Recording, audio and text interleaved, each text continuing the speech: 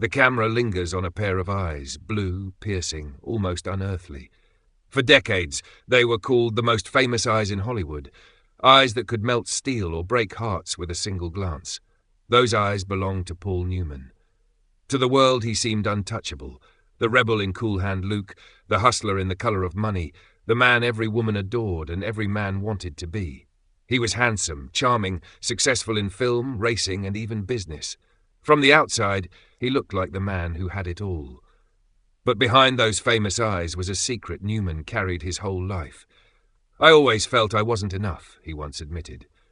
How could a man who won Oscars, built a flawless marriage, and gave millions to charity still feel unworthy? Was it the relentless pressure of fame, the shadow of personal loss, or simply the truth that no spotlight can ever silence the quiet doubts of the soul? This is not just the story of an actor. It is the story of a man who hid his deepest wounds behind a perfect smile and of the pain he could never fully escape. Paul Leonard Newman was born on January 26, 1925, in Shaker Heights, Ohio, into a middle-class family that owned a sporting goods store. His father, Arthur, was practical and hard-working, while his mother, Teresa, nurtured in him an early love for theatre. As a boy, Paul was mischievous, quick with humour, but often overshadowed by doubts about his worth. Even then, those striking blue eyes drew attention, yet inside he felt ordinary, unsure of who he might become. The turbulence of the world around him soon pulled him away from youthful dreams. During World War II, Newman served as a radio man in the US Navy. Though he never saw frontline combat due to being colorblind, the experience hardened him, teaching him both discipline and humility. After the war, he returned home restless, searching for a purpose beyond the family business. He enrolled at Kenyon College, later pursuing drama at Yale, and eventually found himself at the prestigious Actors Studio in New York, surrounded by giants like Marlon Brando and James Dean. To some, he was just another handsome face. To others, a spark waiting to ignite.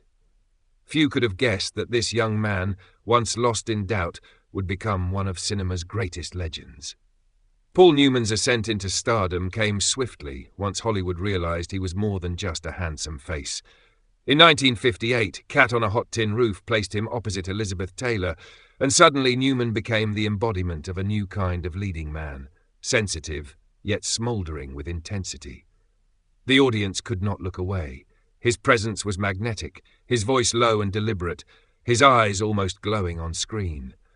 By the 1960s, Newman had become a cultural icon. The Hustler, 1961, revealed his depth as Fast Eddie, a role that fused grit with vulnerability. But it was Cool Hand Luke, 1967, that immortalized him. His defiant smile, the famous line, "What we've got here is failure to communicate," cemented him as a symbol of rebellion in a restless America. Awards followed, though recognition often came late. He was nominated multiple times before finally winning the Academy Award for The Color of Money in 1986, proving his talent endured across decades. To the public, Newman was untouchable, the epitome of charm and success. Yet, even at the height of fame, cracks were forming. Behind the applause and golden glow, Paul carried wounds that the world never truly saw. In Hollywood, where marriages often crumble as quickly as careers, Paul Newman and Joanne Woodward seemed like an impossible dream. They met in the 1950s, on the stage before the cameras discovered them, and from the beginning there was a quiet gravity between them. Newman was still married to his first wife, Jackie Whitty, with whom he had 3 children, but his connection with Joanne was undeniable, and eventually he made the difficult choice to leave one life behind for another.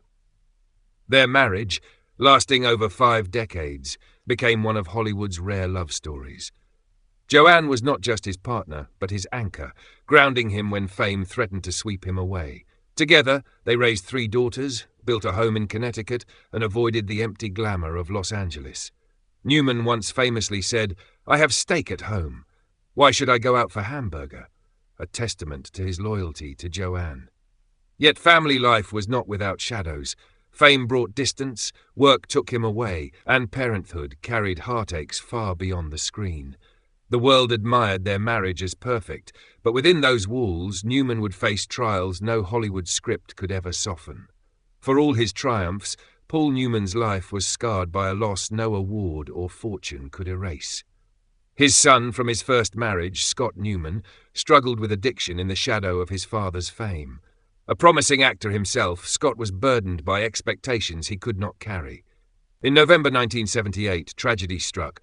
Scott died at just 28 from an accidental overdose of alcohol and tranquilizers.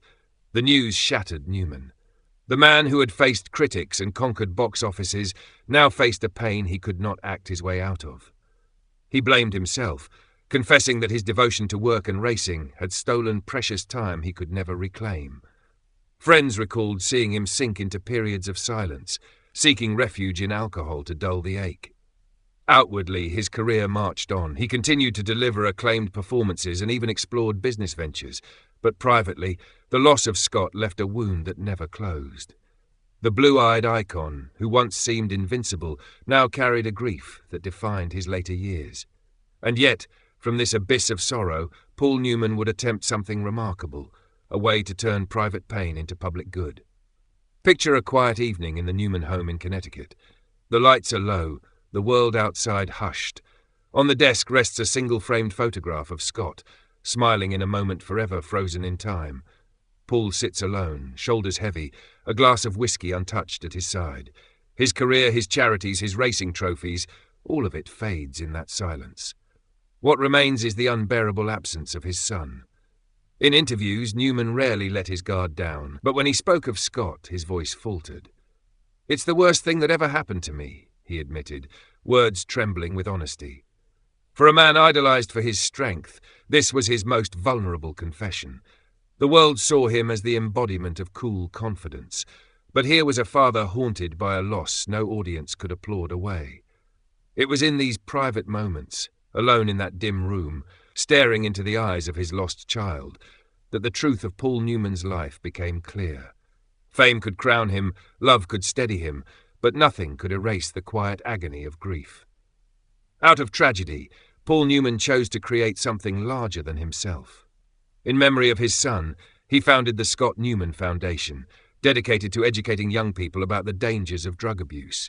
It was his way of transforming grief into prevention, ensuring that other families might be spared the heartbreak that haunted his own.